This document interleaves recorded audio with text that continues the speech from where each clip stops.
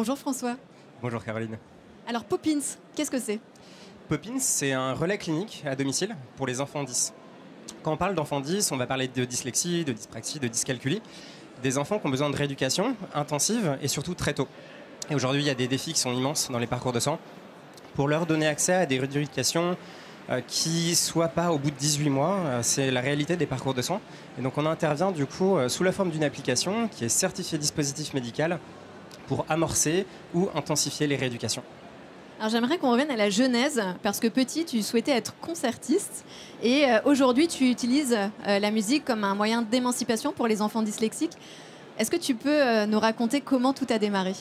Je comptais être concertiste, en effet, je comptais être musicien. Je suis passionné de musique depuis que je suis petit. Bon, j'ai pas eu le talent pour être concertiste, mais à défaut, je me suis vraiment plongé dans les liens entre l'apprentissage musical chez les enfants et leur développement cognitif. Je suis loin d'être le seul, on est beaucoup de passionnés justement à considérer que la musique, l'apprentissage de cette musique est vraiment un agent de développement. Ça va permettre de développer une certaine écoute de l'autre, une certaine harmonie, ça va développer votre faculté de curiosité, d'apprentissage, de rigueur. Je l'ai vécu à titre personnel, à grande échelle aussi, dans des associations. Mais tout le sujet, et un peu qui me frustrait beaucoup, c'était de se dire comment on peut rationaliser ça, comment on peut, de manière extrêmement rigoureuse, démontrer les effets des apprentissages musicaux et faire en sorte qu'on puisse vraiment, à terme, changer les politiques d'éducation artistique et culturelle. C'était tout l'angle qu'on a pris, d'aller travailler du coup avec des enfants qui ont des besoins éducatifs spécifiques, des besoins très particuliers, très difficiles, et donc en ce qui nous concerne, les enfants qui ont des troubles spécifiques des apprentissages, pour comprendre comment ce lien s'opère. C'est tout un pan de notre activité, et l'autre pan de notre activité, du coup, c'est de mettre tout ça en pratique, faire en sorte qu'on puisse avoir des dispositifs donc médicaux qui les accompagnent dans la rééducation en guidant à côté les parents et toute la famille. Alors, on peut saluer le fait que vous avez rendu Poppins accessible gratuitement lors de la crise sanitaire. Vous êtes partenaire de Disney, Warner, Sony, rien que ça. Comment est-ce que Poppins fonctionne entre LA et Paris, entre les familles et les professionnels? Alors effectivement, du coup, pour le coup, quitte à travailler avec un sujet musical, on s'est dit, ok, on va aller toquer à la porte de tous ces acteurs et leur dire, mais justement, bossons ensemble et essayons d'arriver à rassembler le monde de la musique avec le monde de la santé. Donc on est parti à Los Angeles, voir Warner, Sony, etc., qui ont investi directement très tôt dans l'entreprise pour nous mettre du contenu à disposition et pour vraiment créer quelque chose qui soit engageant. Le dispositif, c'est une application. Mais vous aurez beau avoir le dispositif médical le plus cliniquement efficient du monde, si le patient ne s'en sert pas, et en l'occurrence quand c'est un enfant, ça ne sert pas à grand chose. Donc on a mis tout ça au sein de l'application, on a mené 8 ans de recherche clinique pour développer ce produit qu'on a lancé commercialement il y a 1 an. Est-ce que tu peux nous préciser comment est-ce que ça fonctionne concrètement? Concrètement, du coup, ça va être une application sur laquelle l'enfant va jouer 20 minutes par jour, pas plus. Au-delà, le temps des écrans, c'est bloqué, on dit à l'enfant d'aller jouer dehors. Sur lequel vous allez retrouver 10 minutes de jeu rythmique. Et le rythme, c'est extrêmement important pour ces enfants parce que c'est ce qui va permettre de travailler les mêmes faisceaux neuronaux, les mêmes fonctions cognitives que vous allez retrouver dans le langage. Et donc, c'est ce qui va permettre de travailler derrière la lecture et l'écriture. Et à côté, vous allez avoir 10 minutes de jeu de langage écrit. Donc, classiquement, plutôt des exercices que vous allez retrouver chez une orthophoniste notamment. On a assemblé ça sous la forme de jeux vidéo disponible sur tablette, sur téléphone, et on utilise vraiment le jeu comme un média. Le clinique, c'est le contenu, le jeu est le média pour capter l'attention de l'enfant et le faire s'entraîner à la maison 3-5 fois par semaine. C'est à partir de quel âge? 7 ans. 7 ans, d'accord. 7 ans, et on base jusqu'à 11 ans, c'est le périmètre de notre marquage CE, donc qui nous certifie dispositif médical. Et là aujourd'hui, est-ce que tu peux nous partager quelques infos clés, chiffres clés? Vous en êtes où aujourd'hui depuis le lancement?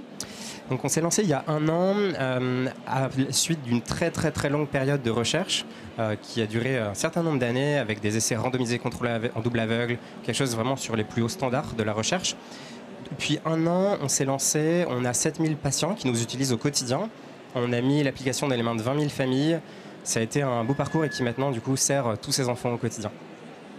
Incroyable, bravo. Et aujourd'hui, comment est-ce que vous vous appuyez quelque part sur les expertises, un écosystème aussi, j'imagine, de spécialistes? Comment ça marche?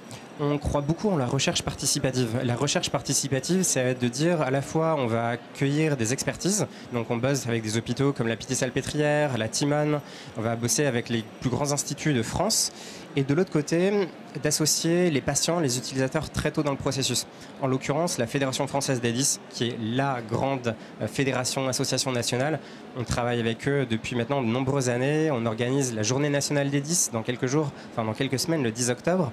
Vraiment faire en sorte qu'on puisse avoir quelque chose de très fédérateur en fait autour de tous les acteurs, toutes les parties prenantes dedans. Et au-delà de l'implication de ces personnes-là, c'est extrêmement important parce que quand on voit les retours, la puissance des retours des associations de patients sur le terrain, ça nous permet de gagner un temps qui est phénoménal dans le développement. Et ça nous permet maintenant, à un stade où on dépose des dossiers de remboursement par l'assurance maladie, justement d'aligner en fait à peu près toutes les parties prenantes, les retours des patients, les retours des profs, les retours des chercheurs, et demander entre guillemets à ce que ce dispositif rentre dans les parcours de soins, pour de vrai. Justement, c'est la question que j'allais te poser, c'est quoi la suite et est-ce qu'on peut imaginer en effet que ce soit pris en charge? On est en pleine discussion justement avec la Haute Autorité de Santé en ce moment.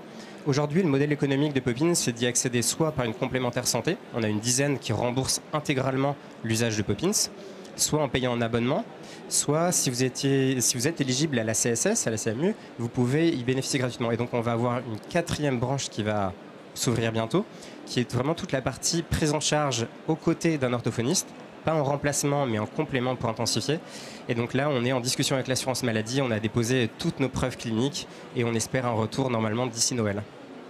Et ça serait formidable et tellement important. Ça serait très chouette. On serait le premier jeu vidéo à être remboursé par la Sécurité sociale. C'est une barrière qui est très très haute à l'entrée, on en est conscient. Et maintenant ça va être notre job d'arriver à déjouer les statistiques. Alors le thème de cette édition 2025, c'est la vérité. C'est une question qu'on pose à tous nos invités. Quelle est ta vision personnelle de la vérité ? J'associerais la vérité à une certaine exigence intellectuelle. Souvent dans le milieu entrepreneurial, on a un fake it until you make it qui est très rapide. Ce n'est pas possible en fait quand vous cherchez aussi à avoir un impact sociétal fort. Et on a vraiment pris le parti d'être un peu le cliché des ingénieurs français qui veulent faire le produit parfait avant de le mettre à disposition. Et pendant 7 ans, on a enchaîné les études cliniques, les essais, les itérations, les plus hauts standards. Et on est extrêmement fiers en fait d'avoir mis le produit à disposition très tardivement, contrairement à ce qu'on peut entendre dans l'entrepreneuriat. Et cette quête-là, entre guillemets, de la vérité, c'est à aucun moment on prétend avoir une baguette magique ou quelque chose qui fonctionne pour tout, mais entre guillemets d'avoir cette exigence intellectuelle en permanence. Et respecter le timing quelque part. De respecter, c'est ça, le timing de la recherche, de respecter aussi des avis divergents, de faire en sorte que l'outil et les outils progressent au quotidien pour le bien-être des patients. Merci beaucoup. Merci d'être venu nous partager cette formidable initiative qu'on ne peut que soutenir. Merci pour ton partage.